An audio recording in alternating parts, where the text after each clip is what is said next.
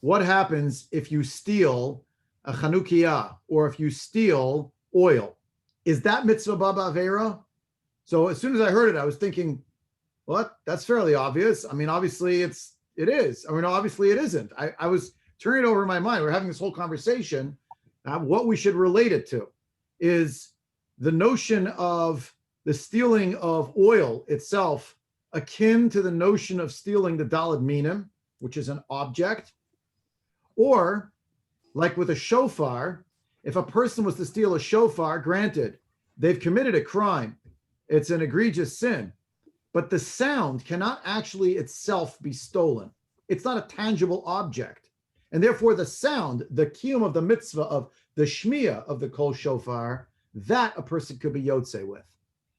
So just considering that question, I'm curious before we even embark on any sources, what's your take? What do you, by the way, the Chanukiah also has bearing in this story. It is an object that is granted the receptacle, but it also does have halachic significance. I mean, it's not zero, it's supposed to be nice, right? The Hidur mitzvah is partly how the Chanukiah looks. So I'm curious, everyone here on this call is much more armed than you know with the basic language to talk about this subject.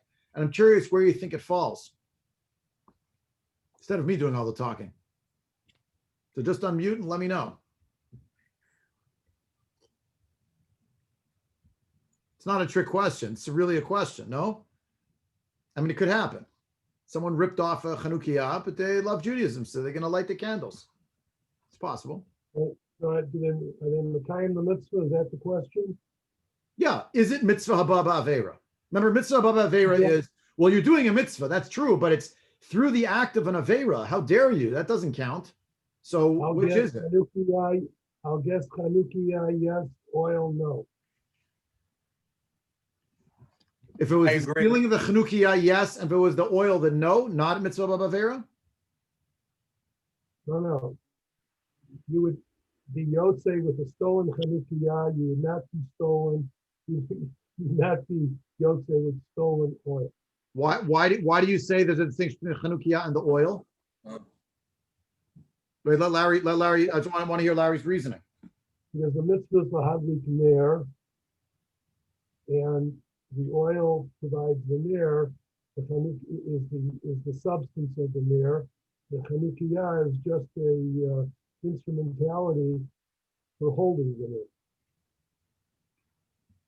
The question, though, is also, is the ner itself the shemen, or is it being transformed as it is being burned?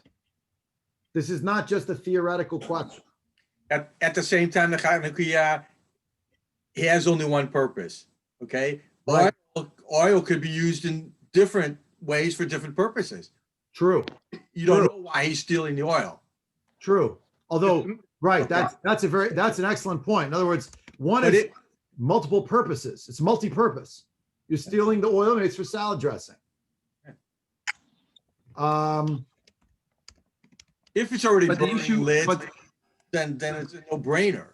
But the issue of the oil is we have a principle that at the end of Hanukkah, you cannot use, you can't use that oil designated for something that you want to use it for to fry some fish with it. Right. If it was already designated. Right. So, in other words, to sharpen Francie's point with what you're saying, is the oil already in the Chanukiah or not? Did someone already say, this oil is going to be for this purpose? There's a difference halachically. Was it designated or not? I'm just by this little repartee over here. Look, you already have the language.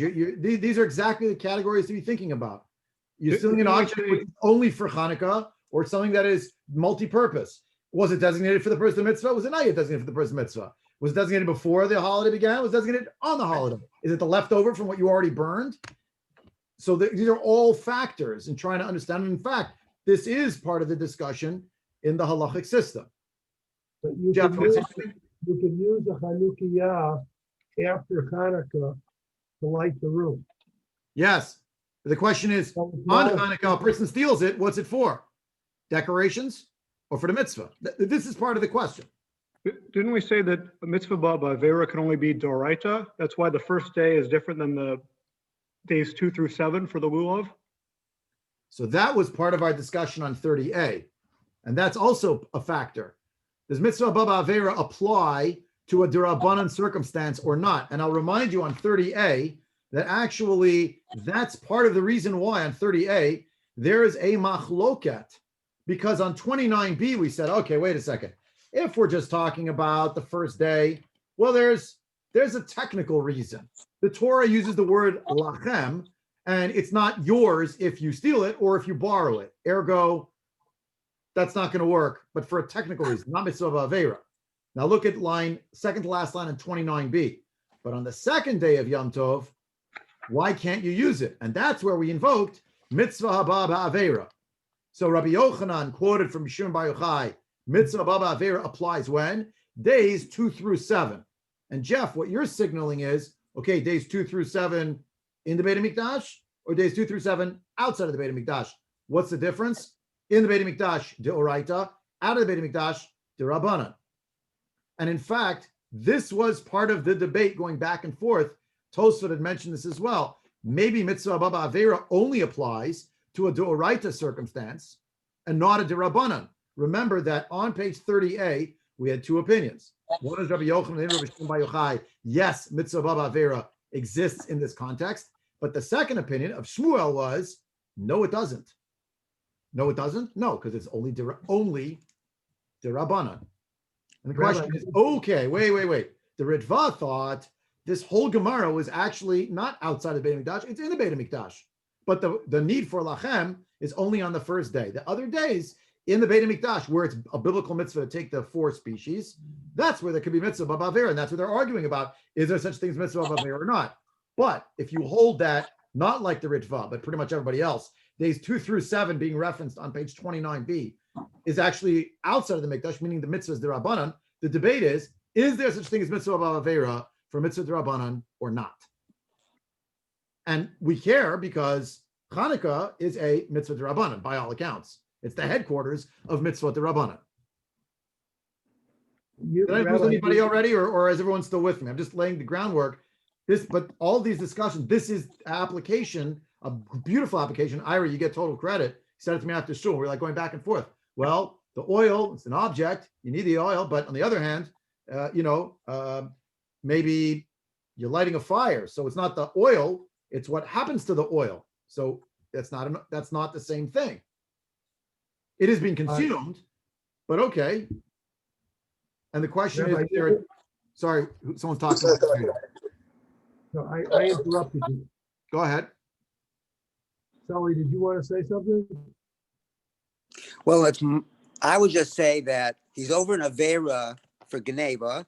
Yeah. But he could have stolen it just to sell it. Yeah. He didn't have to use it for a mitzvah. True. I would say he gets a mitzvah for performing a mitzvah with the object that he stole, but he's over in Avera for stealing it. Two separate pieces of the balance sheet, two separate columns. We got the Avera column, that's bad. We got the mitzvah column, that's good. So, and that's part of our discussion. Remember, that was part of the mechanics of like, okay, wait, is it always mitzvah of Avera? No, it has to be somehow that the mitzvah and the Avera are like happening either exactly the same moment or someone connected. That was the thing with a korban. If you steal a lamb, so you could have stolen it to sell it, but instead of selling it, you said, I'm giving it away to the Beit HaMikdash. Well, the exact moment that you were makdish it, you're actually cementing the act of thievery. Well, that's a mitzvah of avera. That was the archetypal case on page 30a. That's the top of page 30a, right? So your point is extremely well taken. It could be, no, he stole it. That was 2 days before Hanukkah. He didn't designate it for the mitzvah. He took some guy's oil. Now he wants to use the oil for another purpose. They're not at the same time. Or do we wag a finger and say, how dare you took this object? This object is tainted because it's a stolen object. It can never be used for a mitzvah, ever, regardless of what you did with it. I want to come back, Rabbi. You hinted at it. We have the issue of whether, even though it was stolen, whether the taint of it being stolen can be removed. We assume that the owner of the oil had yield, and then in order to gain that I call clean title, the Ganav transformed the object by lighting the oil and burning it. Therefore, there'd be a shinui, and that was, he doesn't get shalishi for what he did, but with the shinui of transforming it into a light, I would argue that he gets mitzvah credit. Excellent. And you could make the argument that, ironically, the act of the burning is itself the act of the kinyan, but it's the mitzvah that's happening next. And therefore it's not mitzvah of Avera, right? You could also argue that even without lighting it, placing the wick in the oil may be considered a shinui, somewhat. Yes. Maybe. Yes. And then the oil is then on the wick, and it's being burnt on the wick, and therefore that further reinforces the shinui. With respect to the Chanuka, you could argue perhaps that there is a shinui because it was empty, and now the oil has been placed into the Chanuka. Maybe that's a shinui. That itself might be a that actually might also be transformative That might of its status. that Good. might I think it's a weaker argument because there's really no shinui to the goof of the Chanuka. Right. You're just putting something in it. You're not actually transforming the object, neither in name and status, nor in its physical appearance. You're just Right. putting something into it. Yeah. Like a board gets transformed into a kli, there's no real change here. Similarly, the Chanukiah could be used after Hanukkah for any other purpose, so it's not a single use object. I mean, yeah, technically, right? But we could all agree that a Chanukiah, which has 8 branches, probably screams Hanukkah much more than a bottle of extra virgin olive oil. That's true, but we're still looking at we have electric lights. We're talking about the civilization of 3,000 years ago, 2,000 years ago, Right. 2,400 years ago. And people, if you look at these old ancient lamps, so he was living it up. He used it to light Shabbos tent. Use the Chanukiah. His wife put one wick in each end of the Chanukiah. It's a Shabbos tent. Yeah. Not so impossible. Not so impossible at all. Not so impossible at all. So these are the basic categories. Now that we have this background, let's actually look at what the halacha is in the Shulchan Aruch, because actually this is a topic, believe it or not, in the Shulchan Aruch. It's right here in front of you. I'm glad Ira asked it because Lamaisa, I needed to know that. Because what? Lamaisa, I needed to know. We're being recorded, right? You know this is All right. recorded, right? I was Larry, I'm under, mochel you on you're stealing my menorah. I was under duress. I better pause the recorder. This is not going to go well. It's going to be replayed on No, Purim. Rabbi, Yeah. Rabbi, Yeah, Yehuda, go ahead. Sorry. on the other hand, Yeah. there is a shinui, if you think about it, because the olive oil can be used for eating most of the year. Yeah. Once you put a wick in it, it can be only for burning, You announced that you designated it's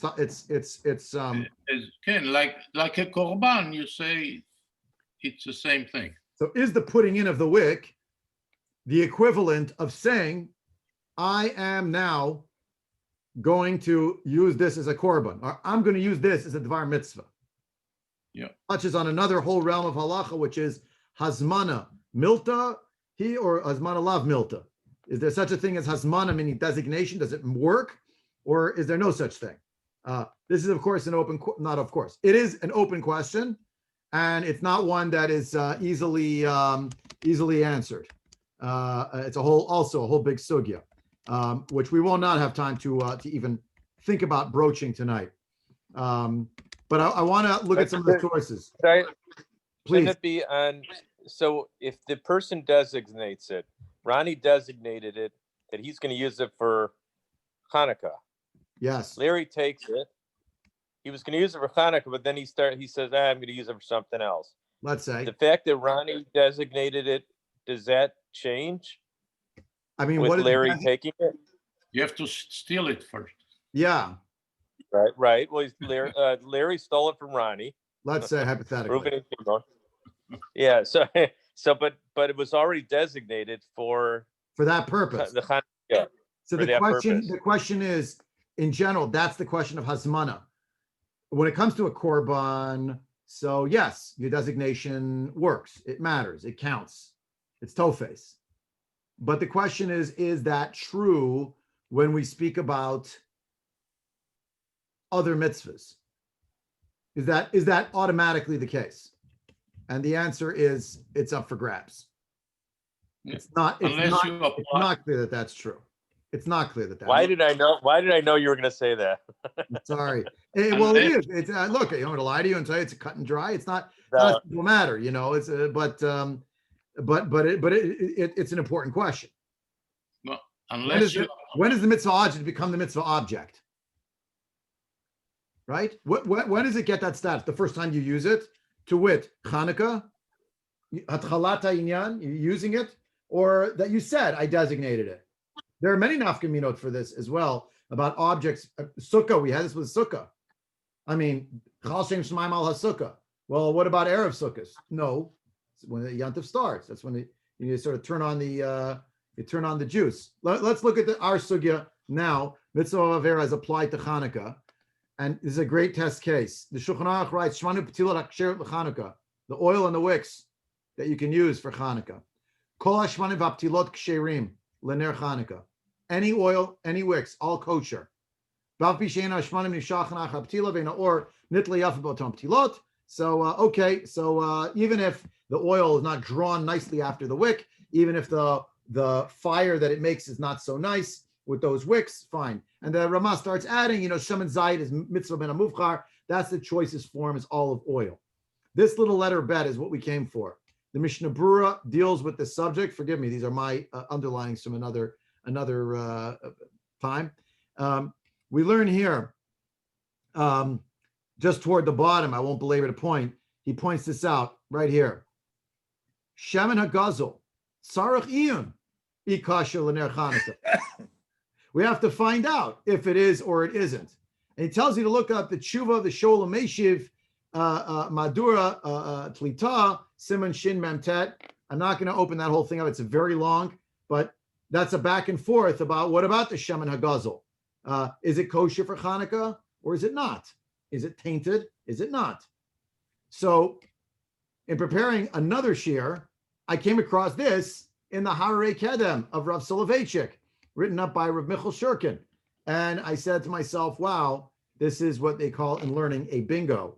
It's a crossover from one realm to the other, just like that. Just while I was learning for one thing, this I happened upon this.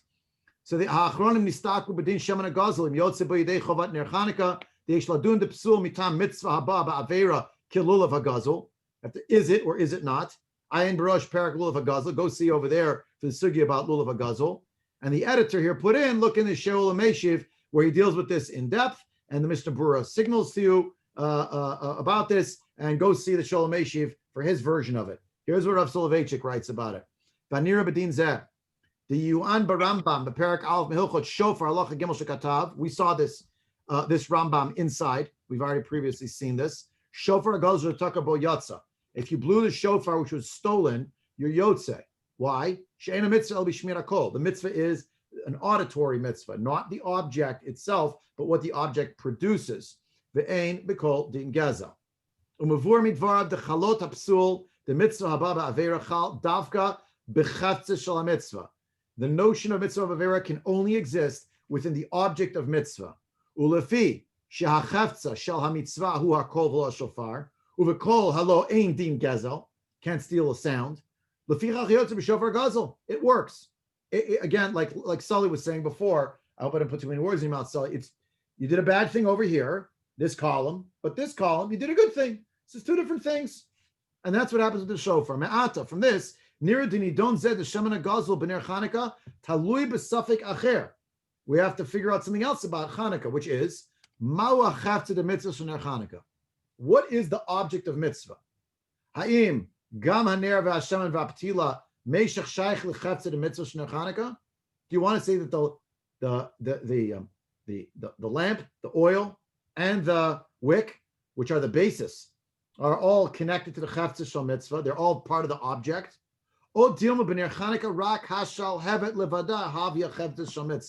Maybe the only thing we really care about with regard to Hanukkah is the flame. And a flame, of course, is intangible.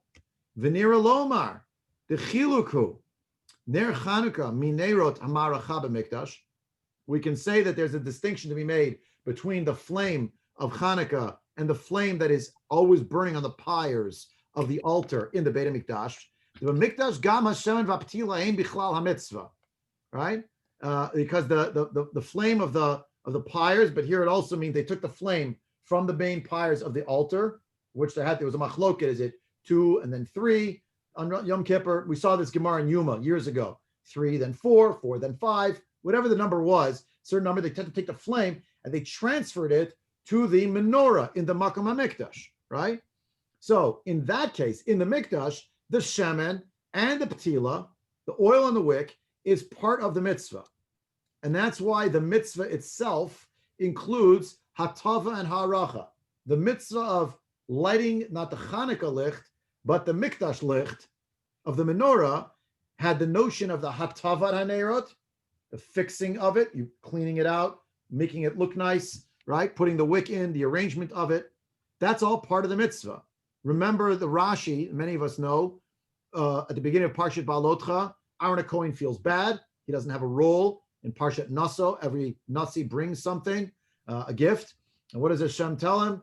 Shelcha gdola mishelahen, you're going to have a greater role than they will. Why? Says Rashi, quoting from Chazal, Sh'ata madlik umetiv hanerot. You're lighting the nerot, you're fixing, making the nerot proper. You're setting it up, basically. So you have those two roles. And that means you are on a very high level, Aaron HaKohen, right? You have in perpetuity. That's how it's arranged. Naso goes into Balotcha, the first section of Parshat Balotcha, the chapter, someone help me, 8, 9, 7 is the Nisim, so it must be 8, end of 7, beginning of 8, something like that, is going to be the Parshat Balotcha. What happens? It's not just the lighting. In fact, the lighting, as it turns out, can be done by a non-Kohen. The lighting really means the lighting of the wicks to prepare them, and the hatava is the putting of the oil, setting it up. So in Ner Hanukkah, unlike that situation, contrast the menorah and the mikdash with what you have in your house. Of Ner Hanukkah, hachavtza de hamitzvah, hi hashal hevet livada. It's only the flame, nothing else. That's all we care about. V'rayil is there. What's my proof? Says the Rav. Tehadi'ita b'Shabbat ner sheyesh lo shnei piot oleli shnei bnei adam. If you had a lamp, picture you have a large bowl, and you put a cover on it, which has 2 holes in it, and you put 2 little wicks on either side. They're drawing from the same fuel source, and you light both. 2 people light on either side. That's kosher. The shnei bnei adam yotzim b'shemen echad. They can share the oil. The tamua, but that's strange. Hare ein kan ela ner echad v'shemen echad. I have one lamp. It's one object, and I have one body of oil. They're not differentiated. Ve'eich yatzeh b'zei yedei chovat shnei bnei adam. How are 2 people going to be yotzei? Shem shtei hadlakot chalukot v'chevim shnei nerot. 2 different lightings should require 2 different candelabras, 2 different branches, 2 different something, right? 2 different receptacles of oil. Ubal korachach mavur mizeh. Against you, you have to concede that what is actually happening, we're learning from this, the chavtza shel mitzvah b'ner Chanukah hu guf hashal hevet. It's only the flame. V'or haner shel ner Chanukah bilvad. The flame, the light that comes from it. Ulahachi. And according to this, based on this, Kevin Sheyesh, top of the next column. Kevin Sheyesh lo shnei piot ushtei shal havot harehu nidon kishnei neirot ve'olu lishnei bnei adam. It's like 2 different candelabras, even though they have one object that they share, a body of oil that they share, they're drawing from the same fuel source. That's not the same thing. Because what do we care about really? Says the Rav, who cares about the flame? Not true for the menorah and the Beit HaMikdash, where the hatava, the setting up of the menorah itself, is part of the service, is part of the Seder Avoda. And the lighting then comes after. V'hinei davar pashut. D'chiyai gavna b'mikdash. Luyitzur davar kazeh. If you can imagine the mikdash something like this, that there would be one lamp, not separate branches, but one lamp with just little different wicks on either side, and one pool of oil for it all. You would not actually fulfill the mitzvah of arranging the candles. The lamp itself is part of the object of mitzvah. There have to be 7 of them. It says so.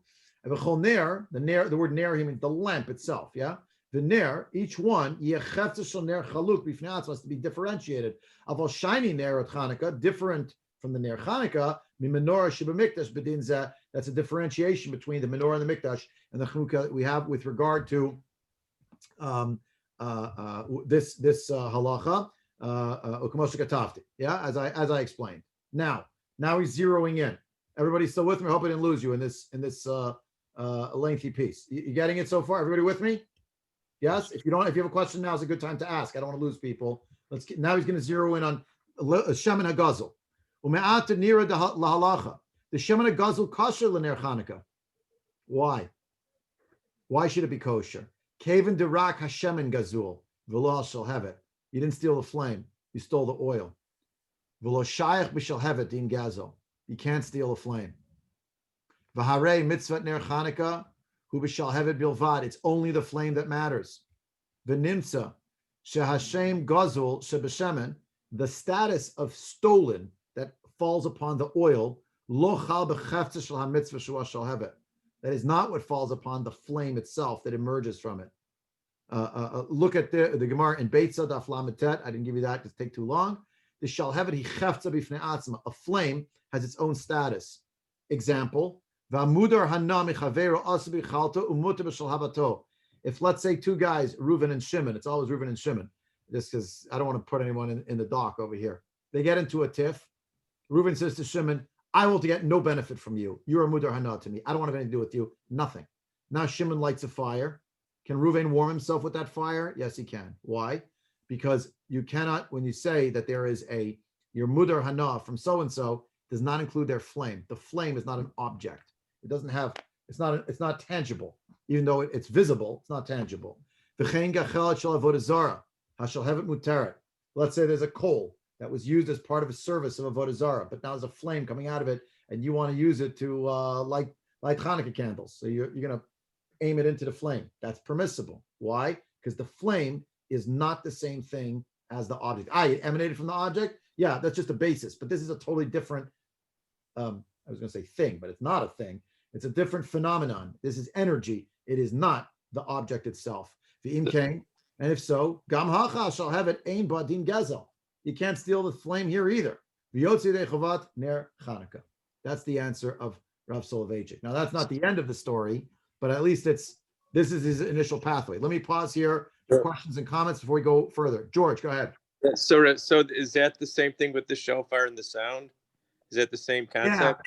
Yeah, that's his point. Just like the Rambam said, you can't steal a sound. So the Rav says, you can't steal a flame either. So what about a Megillah, for example? Same thing, right? So you steal the Megillah, and you're laning it, so you get the mitzvah, right? Don't get any ideas, but that's exactly the idea, right? Does he address at all the question of midrabanan and mideoraita? Yes, because the Gemara. The next section we're getting to, right? That's the next section we're getting to. That's Bet. I didn't show you Bet yet. I just get the groundwork down. Yeah, there's going to be a question of deoraita the rabbanan. We're getting to the next phase. So here's how it goes. So phase 2.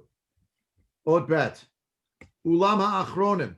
The shakli v'tare b'din zeh. The achronim that went back and forth about this topic. Hechmiru b'shemen hagazul. They were machmir with shemen hagazul. The ones who say you're not allowed to use it. Why did they say that? Gamitan de ba'inan lachem b'ner Chanukah. There should be eyebrows raised everywhere. What do you mean? Sure, lachem is minatuvah. Where's lachem? How do we know lachem? Where's that from? Yeah, Sukka. From the dollar, right? Exactly. From the lulav and etrog. Yeah. The Yeah, excuse me. Creates Adar. That's creates Adar. It's a mitzvah in the Torah. What connection does that have? Please tell me to a derabanan mitzvah that has no basis in the Torah at all. Listen. I give the drushes myself, so I know. The Ramban writes that the hint at Parshat Balotcha is, of course, that there's going to be this beautiful holiday Hanukkah coming up. Yep, sure, of course. And the Parshat Emor, after all of the Yomim Tovim are mentioned, I think it's the Bnei Yissaschar points out, after chapter 23, the headquarters of all of the holidays, it finishes Elam Modeh Hashem Yikrai Kodesh. It finishes by the Remoshet Modeh Hashem Bnei Israel. End of chapter 23. What's chapter 24? Take Shem and Zayit Zach Katit Lamaor. It's in chapter 24 of Sefer Vayikra. It's a beautiful idea. Matok. Okay, you want to apply the idea of lachem from the Daled Minim onto Shem and Agazel from Hanukkah? So it's quite something. It's quite something. But now watch what's going to happen next, and you start realizing actually there's more parallels than we thought. Halachic parallels. I'll tell you some other hashkafic parallels. There are many hashkafic parallels between Sukkot and Hanukkah. But before we get to that, deal with halacha first. That's sort of like just parpara'ot to sprinkle on the top. We're in a halacha shir over here. So what do you have? Those who are more machmir, they say, oh, Shem and Agazel has to belong to you in their Hanukkah. What was their proof? Those who are learning the daf. This was just a few days ago, about 2 weeks ago. 2 weeks ago, actually. Daf Zion. When do you say the bracha le, and when do you say the bracha al? Right? You say the bracha in two different ways, two different conjugations. There's a much, much bigger sugya than we have time for tonight, and there are many exceptions to what we're going to read now. So don't attack me. But this is what we need right now. The Ramban writes, and the Ran writes. So shehikshu eich mevarchim lahadlik b'ner Chanukah. How can you make the bracha lehadlik with regard to ner Chanukah? This was a question about al bir chametz or levaer chametz. So that's how it got into it in the Gemara and Pesachim. That's why it was a topic. So they asked the question, how do you say lahadlik ner Chanukah, which the Gemara itself uses that expression. We know that's the bracha, but how could it be? Hahadlaka ner Chanukah afshla sota yedei shliach. You can ask someone else to do the mitzvah for you, and when it's a mitzvah that someone else can do for you, so it's tzarich levarach aleh be'al. So that's what al means. Al mikra megillah. Yeah, someone else could do it for you. Now you could jump on me right now and say, what about al natil ulav? It's a great question. It's not our sugya, so I don't want to go down that road. Al achilat matzah, can't have a shliach eat the matzah for you. So there are all sorts of tirutzim that those are exceptions because that is the object itself must be in your presence. But al hamila would be another example where you're giving it over to someone else. And certainly for Hanukkah, you could ask someone to be your shaliach. Kimavur b'sugya Gemara Sham. The Gemara itself says that. The Tirtzu, what do they answer? Ikal amemer de kevan de amrina b'perak b'mem adlikin de tzarich lishtatufe beprite. If you go to someone's house, you're sleeping over in their house, you have to give them some money to be part of their mitzvah. Kevan she'enu yotze ela b'shalatzmo. Why do you have to give them the money? Because you have to be yotze with your own Chanukiah, with your own oil, with your own lamp. Someone else cannot do the mitzvah for you, see from here. Right? You want to have a shaliach do the mitzvah for you? That's true. But that's because they are representing you. But if you are in someone else's home, you're sleeping over, you need to pay them money, 10 cents, give them a dime, give them $1, a quarter, and tell them, okay, I'm in the mitzvah with you, yeah? Yeah, and then they represent you. But you couldn't have a shaliach do a mitzvah for you with stolen oil because ain't shliach ledvar havera. Yeah, that's a good point. But again, we already established that even Shem and Agazel is not mitzvah of avera because because the reality is that's true. The Rav says, the flame. But watch this. The Rav says, "Lichor mevur kan de beinan lachem b'ner Chanukah." It sounds, based on the Ramban and the Ran, quoted in Pesachim, that the fact that you need to pay in to someone else's mitzvah, if you go to visit them, stay over in their house on Hanukkah, mishtatif bepriti, you are participating in their mitzvah, sounds like there's a requirement of lachem with regard to the oil on Chanukkah, just like on Sukkot, on the Daled Minim, there's a requirement of lachem. This is very strange, but this is what the Rav quotes from the Ran and the Ramban. Then says the Rav as follows. Put it up over here. Move this out of the way. Ulam. However, Lefi ma shenemar debener Chanukah achatz shel mitzvah hu shel havet v'lo hashemen. However, based on what we said before, that when it comes to the lighting of the Hanukkah candles, the object of mitzvah is the flame and not the oil. In came mamela iyavshar lamar deyesh din lachem b'ner Chanukah. The Rav here took issue with the Ramban and the Ran. He said, wait a second. If the mitzvah is really not about the oil, the mitzvah is really about the flame, you can't own a flame. So that doesn't really work. It can only be in the object of the mitzvah itself. It can't be in the hechsher mitzvah, means that which sets up the mitzvah to actually happen. So the Rav re-explained the Ran in a different way. Let me explain it in a different way, says the Rav. The Vadai, for sure, Echad shemadlik be'atzmo, one who lights for themselves, ain't tzerich sheyeh Hashem and shalo. The oil does not have to belong to them. Kevan dehu madlik be'atzmo, because I'm the one who's doing the act of the lighting. When do I have to pay in? When someone else is going to do the act of the lighting. Aval kishe acher o shaliach madlik bishvilo bezeh svar leila haran de'ein shlichut b'ner Chanukah.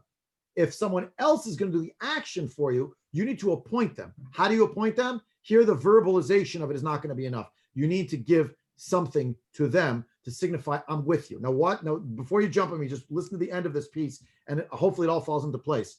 It has to be as if that individual did the lighting on their own at a Nerot Hanukkah, the candles. Achsanoi means you're a guest in someone's house. From this, did the Ran prove from the halach of Achsanoi should tzarich lishtatev bepruta k'dei sheyechashev kemadlik be'atzmo. Do you know why you're giving the money to the host whose home you're staying in? Not because you're buying part of the oil, but because you're actually saying your action now, you represent me. How do I signify you're my representative? Instead of shaking hands, I'm giving you 25 cents. I take this in your hand. You take it. Good. That's the Kenyan. Now you represent me. You and me, we're holding the candle together. Well, that's why he said, that's why he proved him. He's part of the act of lighting of the Baal Habayit.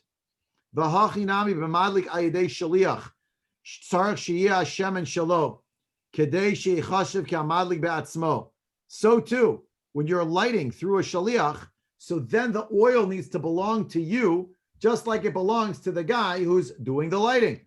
That's because you're the guy doing it. Ba'al kain, v'al korchach rather. Ein over be'al ela lihadlik. Therefore, the bracha is lihadlik, even though there's a bunch of people who are participating with that individual. Because every individual, it's as if they're all holding the candle at the same time with this person who's holding the shamash, lighting those oils up. So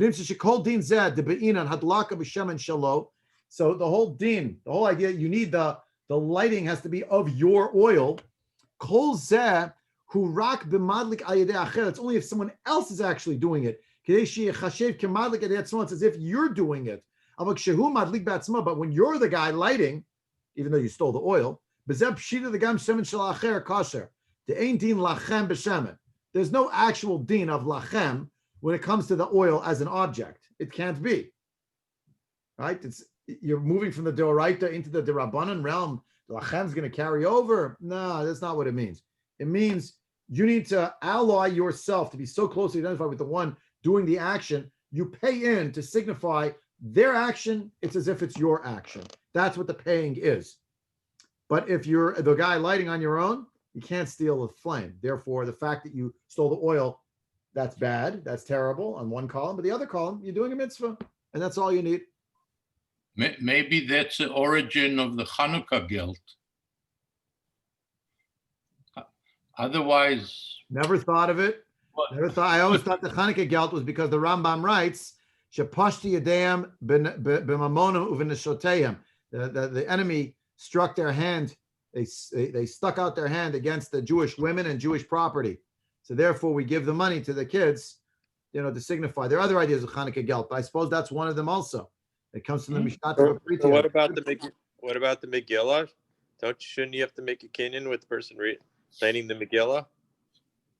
And there's Megillah Gelt too. No, that's Al Mikra Megillah.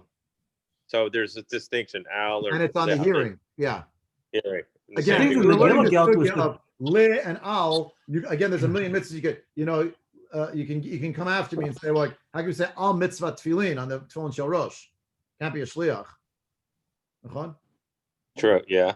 Yeah, I think Megillah Gelt was to pay the Baal Not Kriya. Megillah. He's asking about Megillah when you have to pay in with the kinyan. Megillah Gelt was to pay the guy. Used to be to pay the guy who's reading Megillah. Yeah. Right. Now it goes for money to repair Megillahs and Sefer Torah in the shul. But whatever. But times change. Sorry, everybody. But the point here of the Rav is you can't steal a flame. And if you can't steal a flame, then there really is no such thing as mitzvah b'avera with regard to the shaman. But the Sholem Eshiv and others, they actually were machmir. They said there's a din of lachem. Now, I'll pause before I get to the Mikrai Kodesh of Rav Tzvi Pesach Frank, which I want to end with. We have a few minutes. I want you to see it inside. We won't understand all of it. It has a bunch of different sugyas that are associated with it, like sidebar sugyas. We can't start seeing all the Gemaras, but I just wanted you to see Rav Tzvi Pesach Frank, and I'll mention here, of course, the Landis Mishpacha and our own shul, descended of the great Rabbah Shal Yerushalayim. But the idea from a hashkafic perspective is all over the place. The fact that there are two yontifs that we have that have 8 days, one is Sukkot and one is Hanukkah. The fact that the end of the harvest for olives is actually now. This is the time of year. The reality that the Maccabees, in the books of Maccabees, particularly the first one, which is the most frum of the four, mentions that they did not have Sukkot, and therefore that was the first holiday they wanted to do, very, very late, but they wanted to do something to commemorate Sukkot when they finally got there. And they made a holiday called Hanukkah. The idea that according to Beit Shammai, very strangely, you should do 8, 7, 6, 5, 4, 3, 2, 1. Why? Keneged Parei HaChag. And on it goes, right? So, by the by, the fact that every single day we have laning, and the laning every single day is about korbanot, and the korbanot every single day change. Lamai nafkamina, halal shalom every single day, as opposed to Pesach, where days 2 through 7 are hangers on to the first main day. And since the korbanot on days 2 through 7 is the same, it's chatzi halal. I know all the midrashim, beautiful, beautiful gemaras and midrashim about masayale tovim bayam, batem omrim shira. But this is from the halachic perspective. This is why there's a half halal, full halal, etc. And what's Hanukkah? Every day, the reading of a different day is korban. By the by, I was talking about this with Art the other day in the hall. I hope Art's still on the call with us, is he? We were talking about this in the hall of the shul. You know, the distinction between Eretz Yisrael and Chutz La'aretz, very fine distinctions about what you read on each day of Hanukkah, right? In Eretz Yisrael, correct me if I'm wrong, it's like every day they read that day's korban for the Kohen, Levi, Yisrael. What do? We do that day, we do the next day, we split it up. Sounds like another holiday we have where we do the same thing, where it's the day and the next day, right? And then it's the 2 days together. We have to figure it out because we need 4 aliyahs on Sukkot. There are many, many parallels. Now that's on the hashkafic side, but you can hear the resonance about why you might think that there would be an inyan of lachem, maybe, with regard to lulav, shaman hagazol. Now come with me to Yerushalayim. This is from the Sefer Mikrai Kodesh of Rav Tzvi Pesach Frank, the Rabbah of Yerushalayim. And here we have, the subject is Gazal Shan V'Hidli Kol Ner Chanakim Yatsi De Chovata. Timely topic. It's exactly our sugya. We won't see the whole thing. It's about 3 pages, but see the beginning of it. Im Ba'inan Lachem Ben Erev Chanukah. Rishon, the first thing is Yesh Ladun. Shal Yatsi De Chovata Shimon Gazal. Do Ulai Ba'inan Shiyeh Hey Hashem and Shalo Davka. Maybe it has to be yours. Umi Kevan She'eno Shalo Lo Yatsi De Chovata. Maybe it has to be. Umi Diver Haran Psachim Daf Zayin Mashma Shibben Erev Chanukah Lo Yatsi De Chovata El B'Shem and Shalo. You have to own it. Sounds like according to the Ran. Shekatav Sham le'inin nusach habracha im be'al o be'lamid al hadlakat ner Chanukah or lehadlik ner shel Chanukah, right? The lahachi mevarchinan lehadlik ner Chanukah misham misham de'enu yotzei ela b'shel atzmo. You have to own it. Kedamrina perag bon madlikin. Tzarach lishtatfu tufei Bipruti. So what you right there, what is Frank saying? Based on the Ran, it seems pretty obvious that you are not actually going to be able to be Yotze with oil that does not actually belong to you. You have to own it. Now, here's the question, and this is the next part that he gets into. What if you did something to acquire the oil prior to doing the mitzvah? Or, and someone said this a little bit earlier, amazing, is the question of what if you did something that actually, through the action that you did, you were giving some kind of a shinui to the oil. You know what that shinui is? You're burning it. And maybe that's the act of acquisition. Ulam yesh lomer to be kaven shebezeh shemadlik. It's here back to right. In bezeh shenasa badlakato hevek shinui maset liasot shelo. Right. If you did something that prohibited you from lighting it, so is that like a shinui maseh that it becomes yours somehow? Ulam yesh lomer to be kaven shebezeh shemadlik nasar shimon bahana. The moment you light this oil, it's forbidden for you to use for your enjoyment, as others were mentioning. Ira mentioned, others mentioned. Once you lit it, you cannot just say, I'm just going to use it for salad dressing and put it out. Salad, no way. Now it's hooked for the mitzvah. It's nasar. Behana, you can't use it. So ayedeze shenasar behana, chashiv shinu masev, konet hashemen, b'shinu masev liot shelo. Maybe the very fact that the moment you said that you're bringing the flame to it and you touch the flame on it, now you made it asr behana because you made it a dvar mitzvah. And if you made it a dvar mitzvah, so then maybe you could say that was a shinoi to the object. You changed the object in its status, etc., through your action, and now you can use it. But Rav Frank says, I don't like this idea. He says, I skipped the part where he proves it. He quotes it from a Gemara in Shabbos. I don't want to go there. It's a whole thing with Tumantara, but he asked the following question. There's a bunch of questions we could ask. Aleph, the Eish Lomar, Shibani Dundi Dan in our case, She'isr Ha'na Eino Elam Midar Abanan. Maybe you could say that the moment that you're doing this, you're dealing with a mitzvah derabanan after all. Therefore, the prohibition of your usage of this oil that you're lighting in your Hanukkah lamp, it's only derabanan. So that's not enough of a shinui masa. You committed an act of thievery, God forbid. That's biblical. You got to do something biblical to change its status. You didn't do anything biblical. You only rabbinically changed it. Masha Sha'amru, the Isser Derabanan Eino Ella Isser Gavra, L'chashiv Shina Beguf Hashemen. Maybe that's the Isser Derabanan to not use this oil is on you, but not on the oil itself. Right? It's not yours. You never acquired this oil. You stole the oil, you threw it put it in your lamp. When you did that, at that exact moment, it still wasn't yours. So now you want to light it. You can't make it asr b'hana. It was not yours yet. You didn't change it beforehand. Even if you want to hold like those who hold that way, which is not the majority opinion, is that all the oil is going to be like that, or only the little bit that you're lighting at this very moment, the part that's being ignited? Even if you want to argue that all the oil is one organic unit, then maybe you could make the whole thing prohibited. Right? Even though it's only rabbinic. Someone spoken, I don't know who it was. Go ahead. The issue of all of the oil really isn't the case, because we're not worried about all of the oil, particularly based on what the Rav said. And that is, we're only worried about the Shalhevet, and only that portion of the oil that we're concerned about. Okay, that was the Rav's Chiddush, though. That was Rabbi Soloveitchik's Chiddush. Yeah. No one had said that before him, as far as I know. Rav Tzvi Pesach Frank actually presupposes that we are talking about the oil, and he's coming at it from another angle and asking, well, is there something you could do to this oil that now the oil was acquired by you? Well, not really, since if the way you're doing that action is through the act of the mitzvah itself, that wouldn't be a good thing, because that act of mitzvah is itself only, quote unquote, a derabanan mitzvah. So if it's only a derabanan mitzvah, then you're not actually prohibiting it to your enjoyment, personal enjoyment, on a biblical level, only on a rabbinic level, but you need to do something biblical to it in order to fully transfer it over to you and not be mitzvah b'avera. other words, he's really And leaning. lighting, He's leaning in the direction of saying that it is a mitzvah haba ba'avera. but lighting it would not be considered a shinoi? Well, it would be considered a shinoi, but it's the very moment of the shinoi, which is the act of thievery, being The cemented. equivalent of being Isn't that makdish, mitzvah haba ba'avera?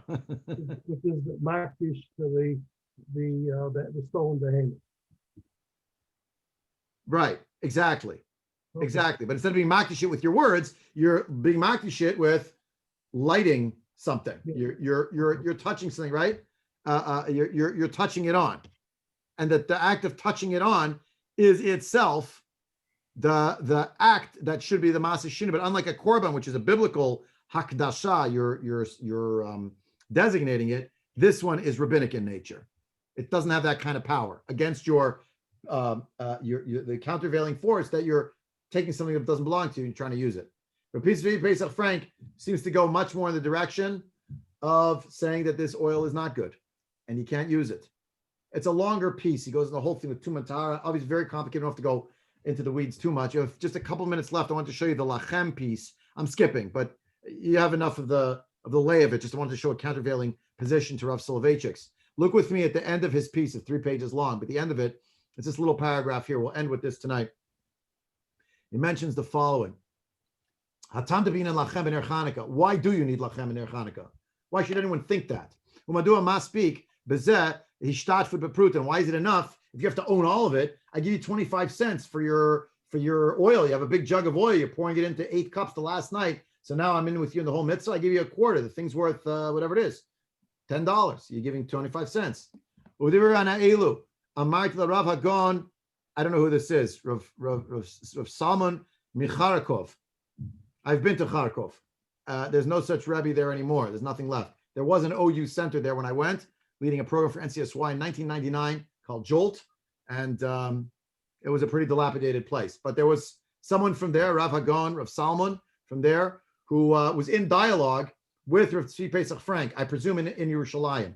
Shenit Kasha B'din Zeh. He was having a problem, this rabbi from Kharkov in Ukraine. He was asking, Dener Chanukah, Shiyotze B'shtatfu B'pruta. Menale din zed ishtatfu b'pruta mo'il. How can you say that it even works at all? Ha mitzvah he had lakat aner. The mitzvah is the lighting of the candles. Avama'in and shutafut lakan. What's the partnership going on here? When you give the money, what is that doing? Says it Pesach Frank. This is what I said to the Rav from Kharkov. V'amarti lo al pi divrei Ran, based on the Ran, sheishtatfut hi kedei shetehei hadlaka mishalo, to connect you to the act of lighting. The B'nei Rav Chanukah ba'inan lachem. See, Pesach Frank takes it as a given that you need lachem. Why? Ve'atam sheba'inan lachem. You could use this at your Hanukkah party. Why do you need lachem? Yesh lomar mishum de'ikar hadlakat haner u'bishvil hanes shenase ba'adlakat ha-menorah shelo haya b'Hashem ela liyom echad. The menorah in the Beit HaMikdash. V'lachein hatakana hayta sheyehei lo chelek b'shemen shel ha'adlaka Dumya de menorah, shehashemen hayam mitrumat halishka, shehaya bezeh chelek lechol Yisrael. I don't know if you caught this, but let me just say it outside, as they say. Why am I lighting my Hanukkah candles? To remind myself of a great nace that happened in Yerushalayim in the Beit HaMikdash regarding the menorah. Now, I don't want to be over on trying to recreate a temple in my house, so I don't have 7 branches. I have 8. Also, because it was 8 days. Yeah. But also because I don't want to mimic exactly how it was in the Mikdash. Fine. But what am I doing?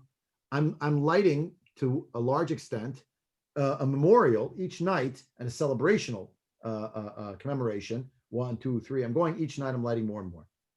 But the whole point of it is to mimic the enactment of how the menorah was lit. How was the menorah lit? First of all, the menorah was lit. They lit all 7 candles every day. Yeah. They didn't like 1, 2, 3, 4, 5. That's one of the ways Hanukkah differs. But when they lit with when the Kohen would light these lights, every Jew was represented in that lighting. How come? Because they took the money from which they bought the oil from the Trumat Halishka. The Mishnah Masechet Shkalim describes that they would collect the machzit, a shekel that everybody knows, and several times a year they would raise capital, quite literally. They take it out of the place where all the money was stored. The Trumat Halishka was the raising up, and they would use it to buy supplies. So all the Jews of the world were meant to put in their half shekel, and then whatever they took out, they had in mind, everybody is represented through whatever monies we've taken out. Umehai time on account of this, says Rav Tzvi Pesach Frank, maspik rak hishtatfut bepruta. That's why if you give a pruta, it's enough. You don't have to own everything. When it came to the menorah, all you had to have was a little portion. I'm a Jew, I'm part of the lighting. Ergo, if I own the oil myself, then fine, I'm lighting. But if I'm a guest at someone's house, I do something symbolic. It's not symbolic just like symbolism, but it's halachically significant. I'm ishtativ bepriti. I say to them, you know what? We're all Jews, we're all in this together. Now I'm under your aegis and you're going to light and represent me. I give you money, just like the Trumat HaLishka was the raising of the money from the treasury funds of the Beit HaMikdash to buy the oil for the act of lighting the menorah on behalf of all of Klal Yisrael. Therefore, the oil needs to be, to some extent, not entirely, not like the Daled meaning where you have to own the whole thing, but the Rav Tzvi Pesach Frank says that's what the lachem is in the world of Shemen. You have to own a little part of the mitzvah, so that the guy being madlik represents all the Jews of the world, especially you, as the guest. To Rav Tzvi Pesach Frank, Shemen HaGazel cannot be Yotzei with it, because it's not yours, you're stealing it. According to the Rav, you can be Yotzei with it. The upshot, of course, is person shouldn't steal oil. If they need oil, I'm happy to lend them, give it to them, help them the mitzvah, and why not? We should all celebrate Hanukkah until we are able to see the Menorat HaZahav relit in Yerushalayim, Yerakodesh from here b'Yameinu. I have a question. That's all we have time for tonight, but I'd like to take your question anyway. I wish everyone a happy Hanukkah, and I'll shut the recorder. You can say whatever you want. And Ira, this is in your schutz. This is all from your question in the hallway. Got me spinning to look up all these different sources. So thank you. And this also caps off the learning of Mitzvah Baba Avera. We're not going to keep going Mitzvah Avera because otherwise you're going to say tomorrow it's Mitzvah Avera share. And it's not. It's a beautiful reaction to the yard side of your father. Amen. Thank you. Thank you. Okay. Yeah. Yes. Beautiful. Amen. We'll be